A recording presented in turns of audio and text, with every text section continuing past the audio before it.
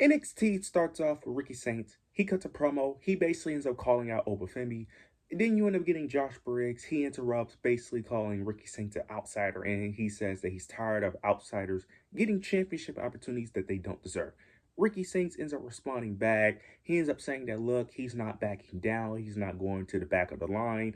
There's about to fight. But then you end up getting Ava. She comes out. She ends up saying that Javon Evans is not in the arena and that he has not been seen and that she needs a new number one contender. So this works out. So she ends up saying that, look, they're going to have a match to determine who's the number one contender, which ends up happening later in the show to determine who's the number one contender. They end up having the match, which Ricky Saints ends up picking up the victory, which was a really good match. Really enjoyed it. Then you end up getting Obafemi. He ends up coming out. He comes out, confronts Ricky Saints. Ricky basically ends up saying that, look, his reign is about to come to the end. He's the one that's going to be the one that finally dethroned Oba. Oba responds back, ends up basically saying typical Obafemi things, ends up saying, he didn't really say too much. He just ends up saying that, look, Ricky Saints, he's a big star, but compared to him, he's not that big at all, that he's not on his level, basically. Then you end up getting Dark State. They end up coming out. They tried to attack Ricky and Obafemi. They was getting the upper hand, but then you end up getting Hank and Tank. They come out to even the odds, and they end up overpowering Dark State, and the babyfaces stand tall in this situation. So next week, it's going to be an 8-man tag match between Dark State, Hank and Tank, Oba, and Ricky Saints. I like what they did here. I really enjoy what they did here. Now, the match and the Dark State stuff didn't happen in the opening match, but in the opening segment. But I like what they did here. I really enjoy what they're doing here. I love that Oba is finally facing some top tier talent, some main event talent for that NXT championship. Because that is one of the main things that is holding back his reign is his top tier talent. He's faced Trick and Javon already, but he has been mainly in a lot of filler feuds since then. So I love what they've been doing. I love what they're doing with Ricky Saints. Very excited for that match at No Mercy. I like what they're doing here. And plus, involving Dark State in the mix. I like that Dark State isn't just content with the NXT Tag Team Championships. I like that they're going for, they have other aspirations as well.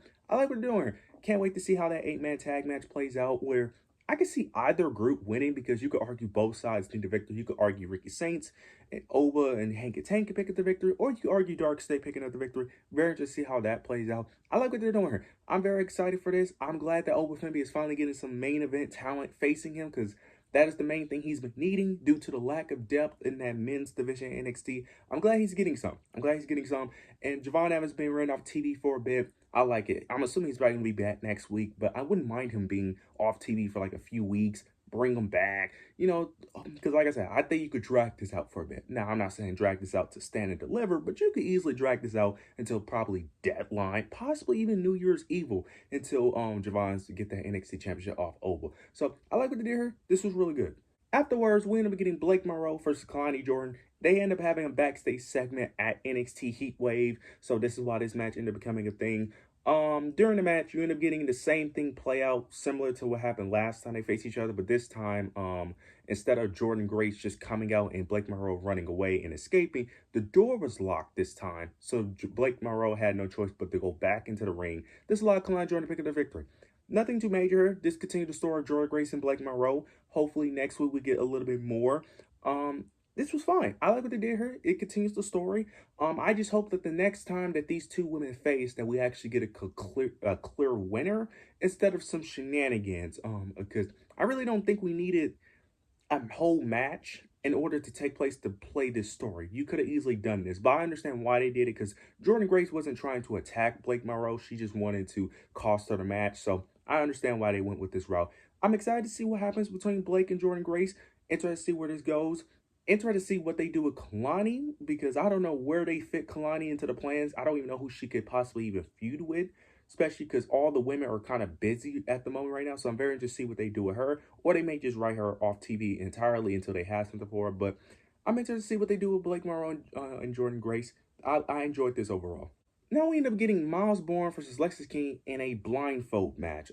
This ended up becoming a thing due to this story where Lexis King was basically mimicking and basically insulting that Miles Bourne was deaf. Then he ends up making a whole thing about Miles Bourne being blind as well, even though he's not. And it was a segment, they was going back and, well, it was a segment where Lexis King apologized to Miles Bourne about being blind and deaf. Miles Bourne was confused, so he ended up blinding him with pepper spray, I'm assuming. So this ends up leading into where we are now, and I don't know why. At first, I was like, why is this a blindfold match? I was like, this is so stupid. They ended up making it official on Heatwave. I think it happened on Heatwave, if I'm not mistaken, the segment. But I was so confused and I was dumbfounded that they actually made this a blindfold match. But I was actually entertained by it. It's like, this was so stupid and dumb that it was entertaining. Towards the end of the match, you end up getting Lexus King ends up scratching the eyes of the referee. Then he ends up removing his mask, hits a low blow, and then he ends up hitting his finisher and picks up the victory. I like it. I like what they did here. This was so stupid and so bizarre that it actually worked. And I know this isn't the first time they've done a blindfold match. I have seen one before. That's why I was very skeptical of this because I was like this is just going to be so bad, so terrible. It was actually quite entertaining. This story is obviously going to continue. I don't know how long this is going to continue, but this is a very stupid, dumb storyline because this story is basically Lexus King thinking that Miles Bourne isn't deaf or blind, and at one point he was actually pretending to be deaf at one point, mimicking Miles Bourne. It's a very dumb feud, but it's also somewhat entertaining to me. But I like stupid things like this in wrestling because wrestling isn't always serious. Sometimes you need goofiness in wrestling, and this is one of those goofy storylines. So I like what they did here. I enjoyed it. Interested to see how this plays out. We end up getting a women's tag team match between Ren Sinclair, Kendall Gray versus Izzy Dame and Tatum Paxley. They've been telling this story for about 2-ish weeks now. The calling ended up confronting Ren Sinclair. This leads to a match. Ren Sinclair didn't have a partner, but Kendall Gray ended up becoming her partner, where the calling ended up picking up the victory, Tatum Paxley, Izzy Dame. Now, there was a moment in the match where Izzy Dame was getting attacked by Kendall Gray. She was in the submission hold. Izzy Dame didn't break the submission hold because she wasn't the one that was tagged. She ends up just picking up the victory. She ends up just going after Ren and just picking up the victory. Now, they were saying that on commentary as if, like, Izzy Dame didn't help out Tatum Paxley, which I understood what they was going for. The way I thought about it was Izzy Dame was already tagged in. Same with Ren Sinclair. It just didn't make sense to help Tatum Paxley in that situation when you have when you obviously could pick up the victory instead of just helping your teammate where she's getting submission, she's put in a submission hold, but the submission hold doesn't really affect anything because neither of them are tagged in. I understood what they was going for. For me, I was like, Izzy Dane did the right thing. Like, she picked up the victory. Like, she picked up the victory, and then that was it. The submission hold stopped because the match is over. That's what the way I thought about it, but I know what they was going for. Izzy Dane is not helping Tatum and all that. So, I understood what they was going for, but I like this. This was a decent overall match. Anytime when Tatum Paxley could get any sort of screen time, I'm happy. So, this was overall solid. All right, we end up getting Tyra May Steele versus Alba Fire, continuing the story of Team America versus Team Canada. Tyra May Steele ends up picking up the victory. After the match, you end up getting Chelsea Green. She ends up attacking Tyra. Then you end up getting Tavion Heights. He ends up confronting Chelsea Green. They go back and forth. Chelsea tries to attack Tavion, but Tavion stops her. Then you get Ethan Page. He ends up attacking Tavion, and then the heels stand tall. Ethan Page ends up pulling out the Canada flag and ends up putting it over Tavion Heights, and then he ends up holding the NXT North American Championship. This is cool. I like what they're doing here. I like them continuing the rivalry.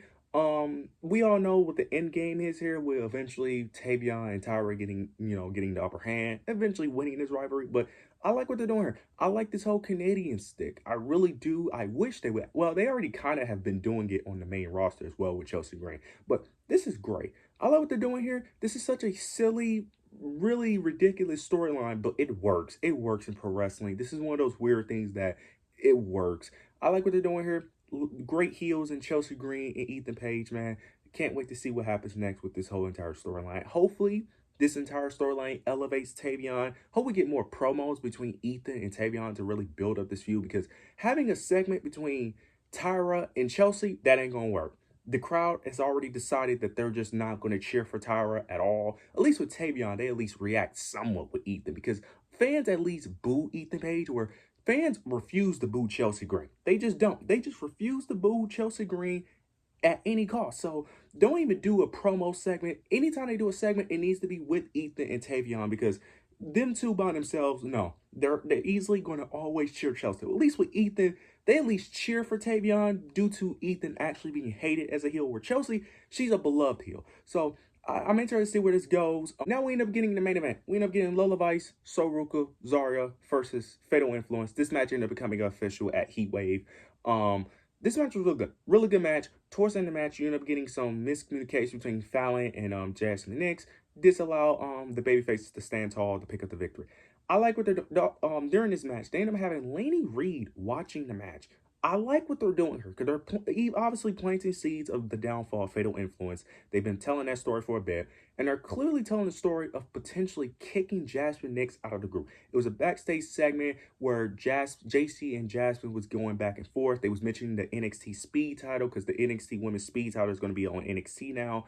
Curious to see if they're going to actually put the men's Speed title as well on NXT, but they was mentioning that Jasmine was like, I'm finna go after that title, but JC was like, if anyone's going after it, it should be Fallon, and she ends up making a slight diss about her not being champion. There's a reason for her not being champion in NXT.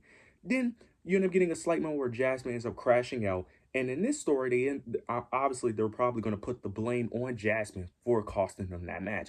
And they have Laney Reed in a couple backstage segments for the recent episode of the NXT where she's constantly giving high praise to JC Jane and Fatal Influence. I could potentially see them replacing Jasmine Nix and putting Laney Reed in that spot as the new third member. And I actually like that idea because I actually think she fits the group more than Jasmine Nix from a character standpoint. And I actually like Laney Reed. Laney Reed, in this short amount of time, has really impressed me in ring and as a character. And I think she could be one of the top heels in NXT if built right, because NXT needs more heels. They need more heels, which is why I'm kind of iffy on this as well, because it looks like they're going the babyface route with Jasmine Nix, where I can see it working, but I can also see it not working. She's still a bit green, so she's going to need some time. But I do like what they're doing here. If Laney Reed is going to be the new third member, I can see that potentially. And it looks like they're also teasing her going after Soruka as well, so I do like that. I like what they're doing here. Overall, this was a great episode of NXT. Really enjoyed it from top to bottom. I literally have no complaints, which is very rare, but I have no complaints at all. This was a great episode. You guys let me know your overall thoughts and opinions down below. Make sure you like, comment, subscribe. But yeah, that's it.